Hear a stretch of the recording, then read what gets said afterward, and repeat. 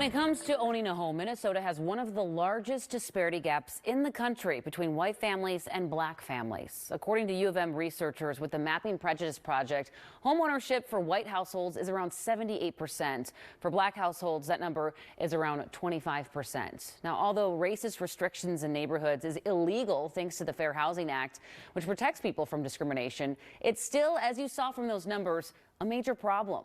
In fact, thousands of homeowners in Minnesota still have what's known as a racial covenant in their deed. Essentially, these covenants were put into property deeds to prevent people of color from living or occupying land in white neighborhoods. And what the Mapping Prejudice Project has done was scoured through thousands of public records, highlighting this hidden racist clause in deeds that many homeowners likely didn't know existed on their record.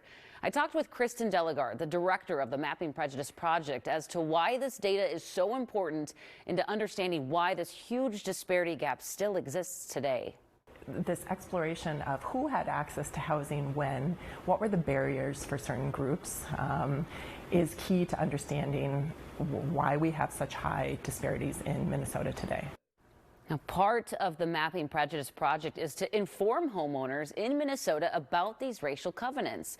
I recently sat down with a Plymouth couple who had just found out that their house had an unknown racist past.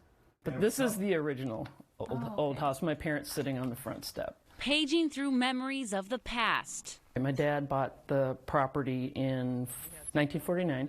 Him and my mom designed it and built it themselves, and we were all raised here. Merry-go-round my dad built back in I don't know when. What once was a place Ellen Crichton took her first steps, My mother in the kitchen, is now a place her grandkids are doing the same. We bought the property and refurbished it.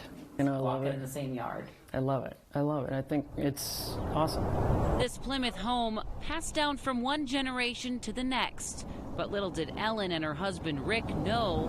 I was flabbergasted, literally, that was on the deed. I couldn't believe it. The Crichtons found out that their family home had a racial covenant in their property deed. It says no persons of any race other than Caucasian race will use or occupy any building or lot except that this covenant shall not prevent occupancy by domestic servants of a different race domiciled with an owner or tenant. Isn't that horrible? In layman's terms, the land was off limits to those who were not white.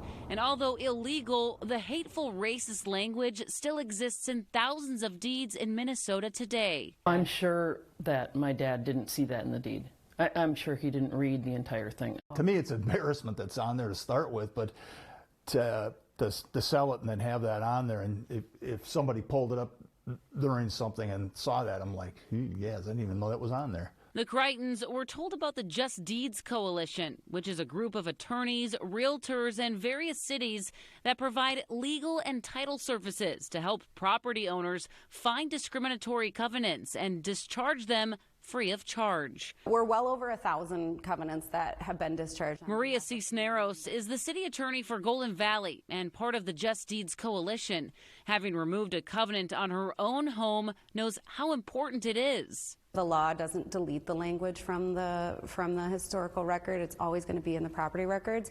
But when you discharge your covenant, we fill out a new piece of paper that disavows the language in the covenant, and then you sign it, and then your name is now in the historical record. Yeah, we would have passed it on with that on there. Yeah, I mean, that would be, I wouldn't want that on my conscience. Yeah, and the Mapping Prejudice Project has found more than 55,000 racial covenants in property deeds across the state of Minnesota so far. And what's so interesting, you can go in and put in your own home address to see if you have a racial covenant on your home. But this is Minneapolis. You can just zoom in, and what you can see here, it might be hard to see. No, you can see it. There's patterns here, just like the Crichtons. They were like, my dad's not a racist. But it was in these developers, these whole neighborhoods, just chunks, home after home after home, have these covenants on them. And so that's why it's important for so many homeowners. Again, if you want to look this up, you can go to justdeeds.org, or I'll post a link in the article on our website, carolevin.com, but they'll help you free of charge to get rid of that. They don't really get rid of it, they change the language because they don't want to erase the past, even though it's a dark past. We want to just be brighter for the future, and that's what this is all about. And there are probably so many people watching this right now that have no idea that this is in their deed, and they can go to this website and they can figure it out. You can just type it in and find out. Oh my gosh, unbelievable story, Thank Alicia. you. Thank you.